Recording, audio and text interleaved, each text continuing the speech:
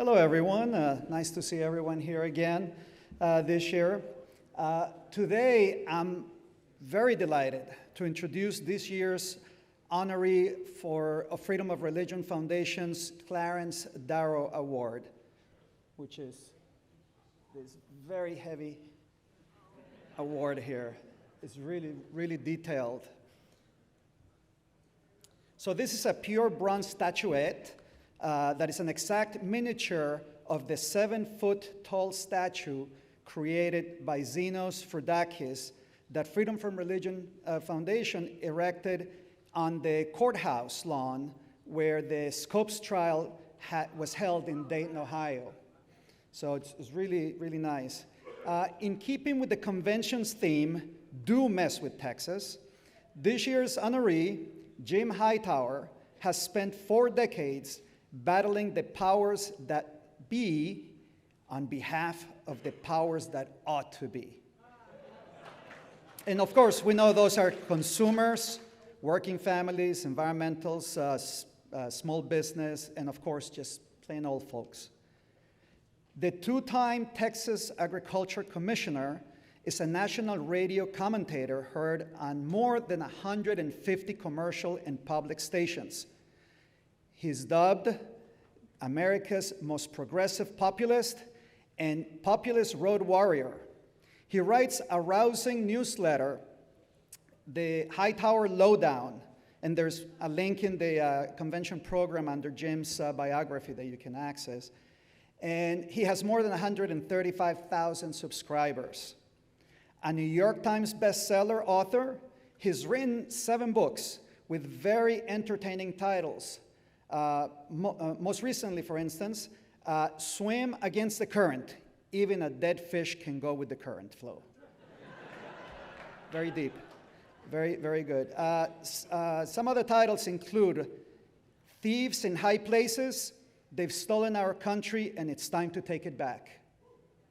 And another one, If the gods had meant us to vote, they would have given us candidates. And then there's another book titled, There's Nothing in the Middle of the Road But Yellow Stripes and Dead Armadillos. So Jim Tower likes to quote the Yugoslavian proverb that says, you can fight the gods and still have fun, which, in fact, Freedom from Religion Foundation is thinking of adopting as the proverb of our own motto. So a political columnist, Molly Ivins, once said, quote, if Will Rogers and Mother Jones had a baby, Jim Hightower would have been that rambunctious child. Mad as hell with a sense of humor. We know that another rambunctious child, Clarence Darrow, who was also mad as hell with a sense of humor, would have approved of Freedom from Religion Foundation's giving Jim Hightower our Clarence Darrow Award. Let's welcome our guest of honor, Jim Hightower.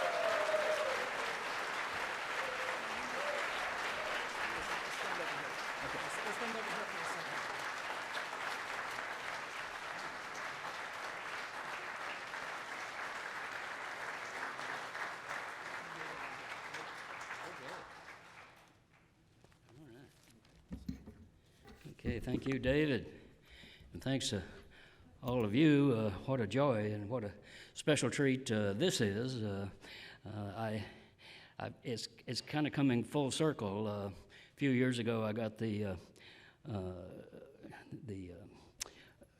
award from Eugene Debs Award, which Clarence Darrow, of course, represented in a couple of major cases. And I also have something else in common with Clarence Darrow, which is he's a distinguished lawyer, and I went to law school for a week and a half. So didn't take me long to figure it out. But it's a special joy because while nowhere near worthy of this award and Clarence Darrow's distinguished history, distinguished primarily because he represented the people rather than the powerful interests. And that but I've been in the same kind of fights that he was in, and with the same sort of spirit that he had, and that you have, and why I'm so pleased to be invited to speak to this group. When I was agriculture commissioner, we were promulgating some regulations to protect farm workers from pesticides, and to protect consumers also, and to protect the people living up against the cotton fields, and to protect farmers themselves. And my top aide on pesticides said, well, the odds are against us on this one. And I said, some of the evens are against us too. I think y'all know what that fight is like. So I will accept this award as a symbol of principled defiance, which I think you represent here in this room. So I'm proud to be here with you. Thanks to the Freedom from Religion Board for allowing a scruffy Texas populist like myself to come in here and be a part of this hell-raising, do mess with Texas, free-thinking palooza that you're having here in these 3 days. And it just makes me happier than a mosquito at a nudist colony to be standing up, looking out at all of you, challengers of conventional wisdom, challengers of conventional ignorance, challengers of conventional myths, you right-wing butt kickers, you champions of America's fundamental progressive values, economic fairness, social justice, equal opportunity for all people. That is pretty much what the progressive movement stands for. And I've come chiefly to applaud you for the great work that you're doing and building, the way that you're gaining strength and putting issues out there, mobilizing, organizing. That's what it takes to build a movement that actually moves. And we have a lot of movements, but they don't do much moving. And that's what we have to be about, an intentional politics that moves our country forward. So America needs your integrity, needs your crustiness, needs your agitation more than ever. The powers that be try to make that term agitator a pejorative. Oh, those union agitators, they're just toying with the minds of those workers. Those freedom from religion people, they're messing with the minds of our children, people. Well, horse hockey. Agitation is what America's all about. Were it not for agitators, we'd all be wearing white powdered wigs singing God Hail the Queen here today. Agitation, as Jesse Jackson put it, he said the agitator is that center post in the washing machine that gets the dirt out.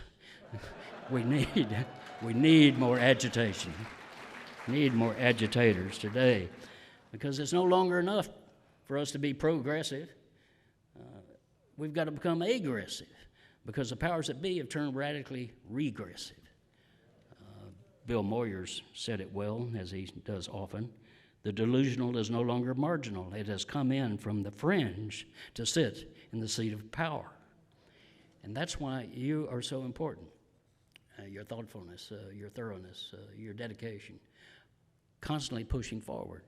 George Bernard Shaw said, you don't make progress by standing on guard, but by attacking and getting well hammered yourself.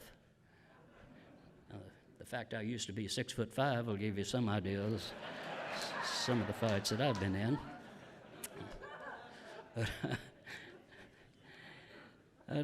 So I come to you just down the road, 90 miles from Austin, Texas, but actually I come to you from South Austin, and we have a little different attitude on the south side of the river up there, a little more iconoclastic, a little more funkier, a little more free-thinking. Molly Ivins lived over on the south side, as I do. John Henry Falk lived over on the south side. So we've got this attitude. In fact, our unofficial slogan in South Austin is, "We're all here because we're not all there."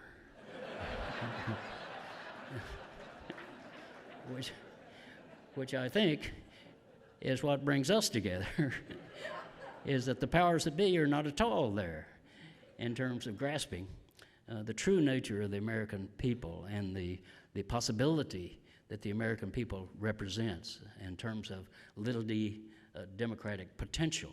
We're a long ways from it, but we're at least striving and have been striving to get there for a long time. Now, when I say the powers that be, I'm talking about what I call the 6 Bs: the bosses, the bankers, the billionaires, big shots, bastards, and bullshitters.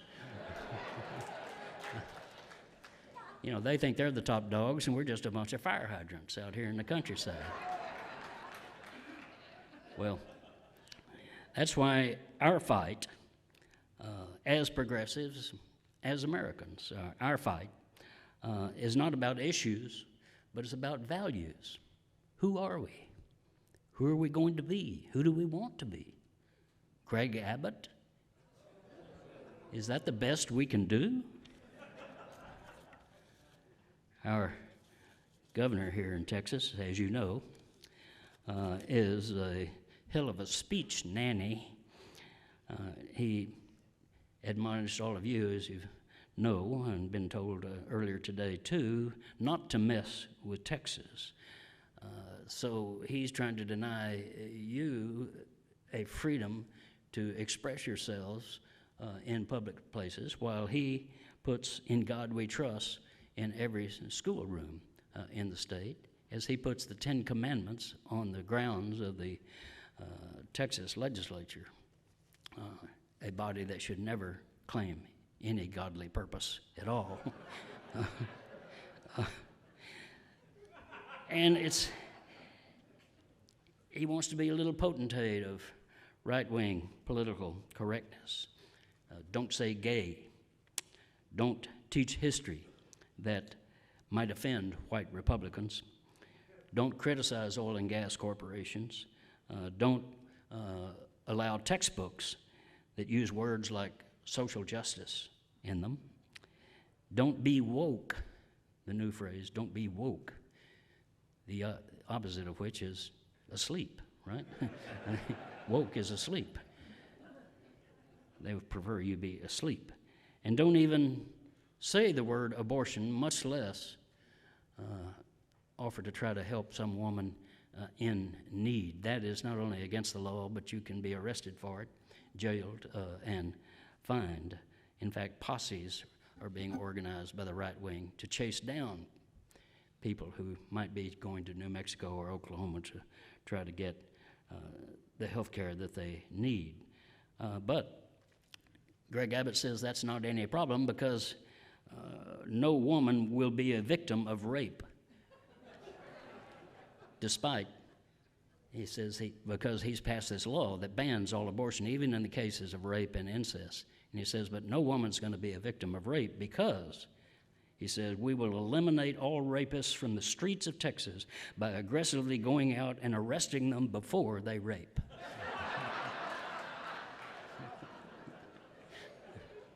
Yeah.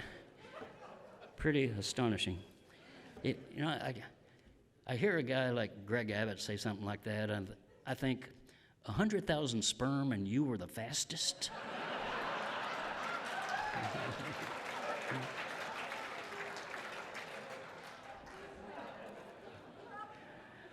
Well, don't mess with Texas. Too late. Greg Abbott has already messed up Texas. Greg Abbott and his lieutenant governor and his attorney general. We've got an attorney general who has 2 indictments. He's under indictment at present and under FBI investigation at the same time. But this is the crew that is running and ruining Texas. Basic competence doesn't count and doesn't even exist. You might recall just a couple of years ago, the winter of 2021, February 2021, when Texas froze, basically, because they could not keep the energy grid running in our state, a state that is the major energy producer in the country, could not turn on the lights or turn on the heat. Hundreds of people died in that. Billions of dollars were lost in economy, particularly by farmers. Yet Greg Abbott, not only had he refused to protect the grid in his before that storm, but after the storm, he did nothing to punish those. In fact, one of his supporters, a guy named Kelsey Warren, he made $2.4 billion over the storm. He's a gas pipeline operator. He made $2.4 billion because of the storm. And then 4 months later, he wrote a little $1 million check to Greg Abbott's reelection campaign, a little thank you kiss from Kelsey Warren. And so awful much more, refusing to expand Medicaid so that the poor people in our state, we have more people without health care than any other state in the union. We have the highest percentage. We have 1 million children without health care. He could have fixed that by extending Medicaid. He did not do so. Racist voter suppression, banning books and censoring teachers, COVID deaths. Thousands and thousands of people died of COVID in this state because of his mandates. 4 major mass murders in our state in the last year, and he has done nothing to try to adjust that. In fact, he went to Uvalde, just down the road from here, where the horrible murder of 26 children took place, and he said, well, it could have been worse. I guess they could have been Anglo kids. I don't know what it was that made it worse. He attacks LGBTQ parents as well as children, accusing the parents of child abuse, on and on. And some people say, well, Hightower, sometimes Greg Abbott is his own worst enemy. And I said, not while I'm alive, he's not.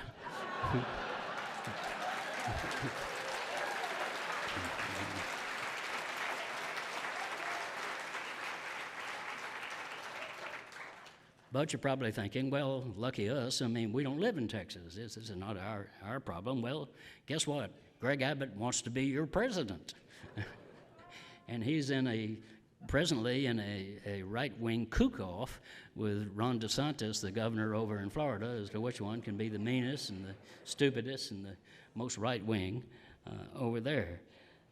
Molly Ivins, in the year leading up to George W. Bush's election in 2000, Molly Ivins had written a bunch of columns explaining what a folly that would be to put George W.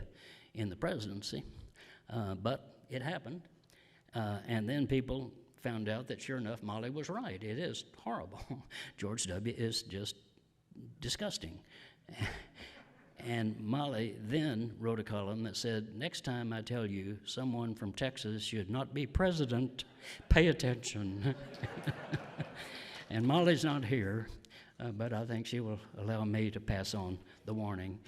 Do not allow Greg Abbott to become a president.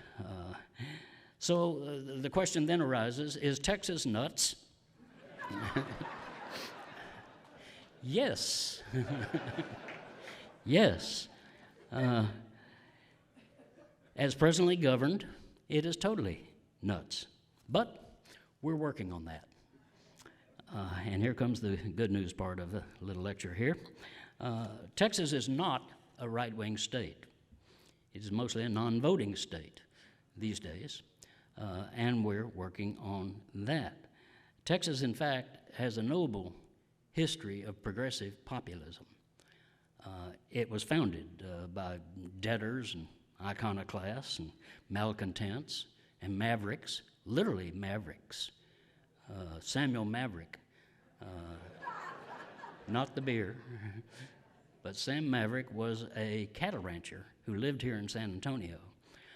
And he had a progressive program in which he refused to brand his cattle. Seems like a noble gesture. And the result was that any steer roaming on the range that had no brand on it was a maverick. So that's where that term comes from.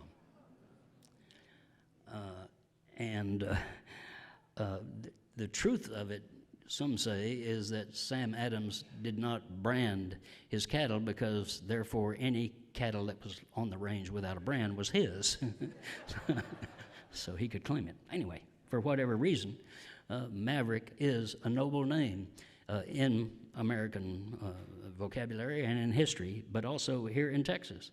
And in fact, Maury Maverick, a descendant, was mayor here in San Antonio in the 1930s. He had been elected to Congress. He was an opponent of the New Deal, of Roosevelt's New Deal, opponent of Roosevelt, in fact, because he thought Roosevelt was too right-wing and wasn't doing enough for people. And so Roosevelt found an opponent to run against him and defeat him. So he lost his congressional seat, but he then ran for mayor. And he was wandering down the San Antonio, well, he was drunk. And he was going from a honky-tonk over here home and stumbled down into the ravine that was the San Antonio River, dry at the time. And he said, something ought to be done with this. And so Maury Maverick created the Riverwalk that is right out here today. That is a WPA project. The Riverwalk was built by the WPA. So, and then in the 1950s, we had another rebellion. We had a downturn, again, toward the right, and run by the corporate interests, oil and gas, and what are called plantation people down the Rio Grande Valley. And they had a guy named Shivers, who was the governor. But we had a guy named Ralph Yarborough, who would run for governorship 3 different times. He was an indefatigable campaigner. But the progressive movement came together at that time, and they used Yarborough's campaign to help stir people up around the state, and then they created the Texas Observer to be a medium of progressive news because the media did not cover any. Ralph Yarborough could get 3,000 people at a rally in Dallas, Texas, and the next morning the Dallas Morning News would not have any mention of it in there. And so they came up with a slogan for the Dallas News, said, the Dallas Morning News, if it happens in Dallas, it's news to us. So they had to create their own media, and they did. And this was the time of the poll tax. And in fact, Larry Goodman, who wrote the great book on populism, Democratic Promise, Larry Goodman was an organizer who went into East Texas and paid the poll tax of primarily black people, but poor people generally over there. And that poll tax would be the equivalent of $25 today. So it's hard enough to get people to vote, much less say, by the way, it'll cost you $25 to do it. So this was a big change. And Frankie Randolph over in the Houston area was a woman of some wealth, and she put up money for it, and labor unions got involved and did some organizing. And the result of this movement building was we elected Ralph Yarborough to the U.S. Senate right around 1960. We elected Barbara Jordan to Congress. We elected Bob Eckhart, Henry B. Gonzalez, the first Mexican-American to go to Congress from here in San Antonio. A movement was built, and it had great success. And then we fell down again. So in the 1970s, the right wing was taken back, and even the Democrats were saying, well, we have to nominate corporate candidates who are corporate friendly, or that's the only way we could get elected. But then we put together a campaign in 1982 that challenged that wisdom, and I was part of it. I was running for Agriculture Commissioner, Ann Richards was running for Treasurer, Jim Maddox was running for Attorney General, and Gary Morrow for Land Commissioner. And we all 4 won because we campaigned overtly progressively and campaigned as a unit. So people could believe that, well, this is going to be not just one person, this is going to be a change in government. And sure enough, it was. We all won, and then we cooperated to govern together. And so we defied the conventional wisdom, which was, in the rural areas particularly, Texas had turned conservative, and so we had lost all those people. Well, I knew they were talking about people like my own father, who would not call himself a liberal, but he was not a conservative either. He hated corporations for what they were doing to small businesses like his in Denison, Texas. He hated the oil giants and how they controlled the legislature. He hated the Walmarts, et cetera. So he was a William Jennings Bryan, when you actually talk to him about the issues. And so I campaigned on those issues. And I'll tell you a quick story of the campaign. I was over in Tyler, Texas, which is an area that has known quite a bit of racism, to say the least, over the years. But I was running on straight-up populist issues with Black and Mexican American gays. I was the first statewide candidate ever to speak to a gay meeting, et cetera. So we were doing this stuff. We got to Tyler, and the guy who was showing me around, the local guy, said, "Well, let's go up here to the courthouse. We'll go up on the fifth floor. There's this old judge, and you can talk to him." Said, "But don't dump your whole load on him. He's very conservative." And so one of the big issues I was running on was gas prices, natural gas prices that had gone out of sight, and people's utility bills exploding. And so I'm sitting across from the judge. He's got his feet propped up on his desk there, his hat tilted back, and he's listening to this young punk come in and tell him my story. And I'm being cautious, and so I go along with it. And then finally I say, so Judge, in conclusion, it just seems to me that these gas companies are not being entirely fair to the consumers of our state.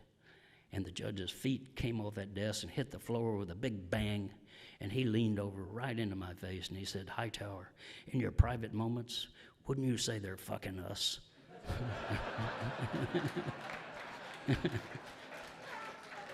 And I said, "Yes, sir, I have said that." "And I will again." And he said, "Then I'm going to be for you." And he said, "Anytime you come into Tyler, you can use my office here and help organize, and I'll be for you." So we can't make assumptions about who people are just based on a location or some reputation or something, that somehow or other they're conservative, or even more than conservative, that they're right-wing. So now we're doing it again. We had that period in the 80s with us and progressive legislature and things moving along, but then again, my party, the Democratic Party, decided they didn't need grassroots. They just needed to raise a bunch of money and throw it at television sets, and that would be the solution. Well, that was the solution for Republicans because they ended up holding every statewide elected office. So now we're rebuilding again, back to the grassroots. We even have a MAGA organization, Mothers Against Greg Abbott.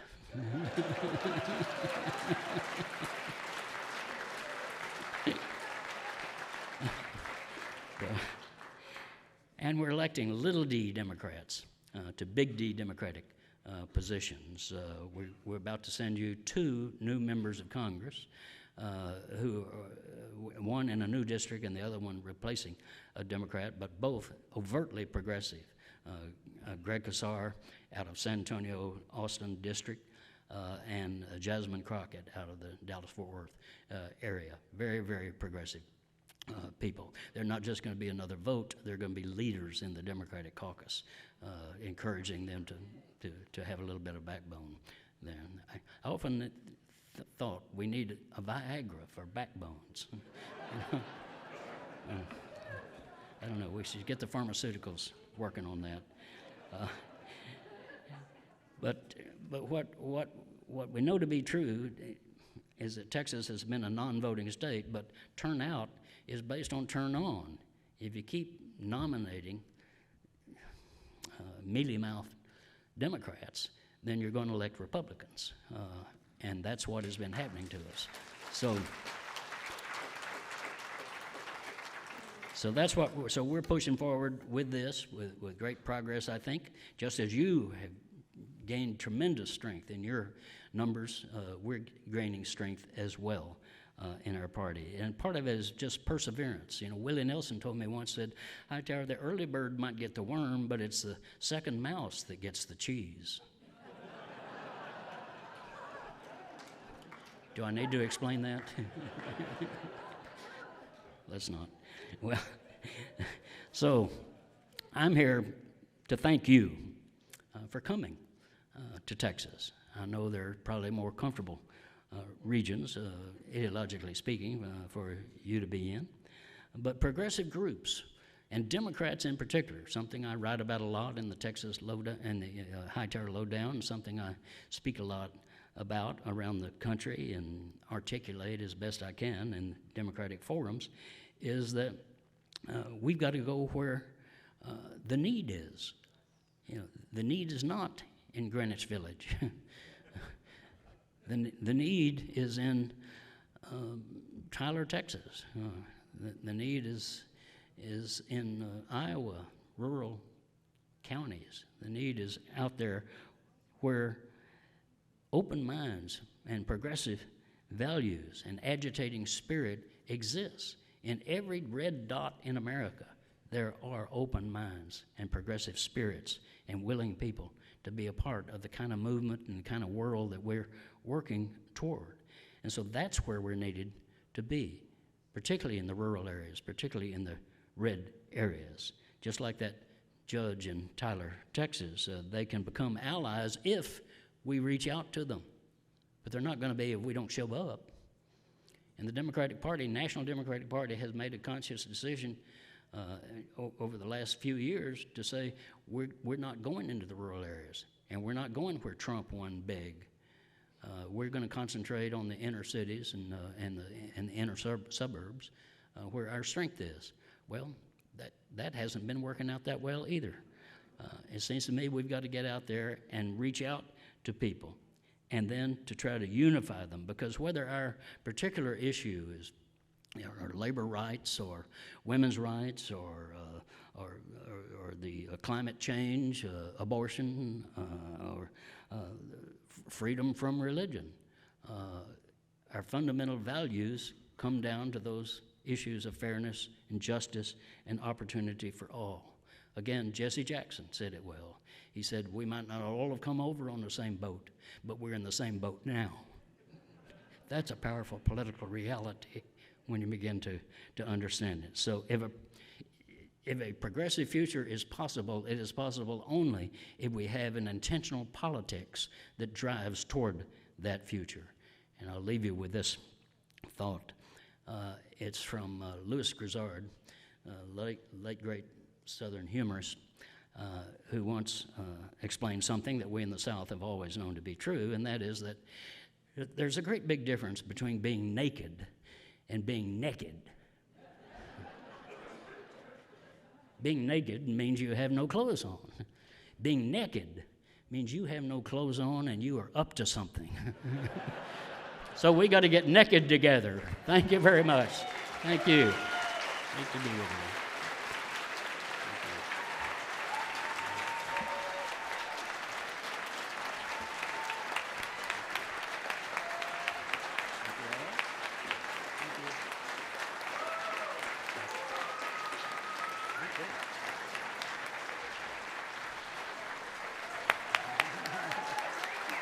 Clarence. Okay?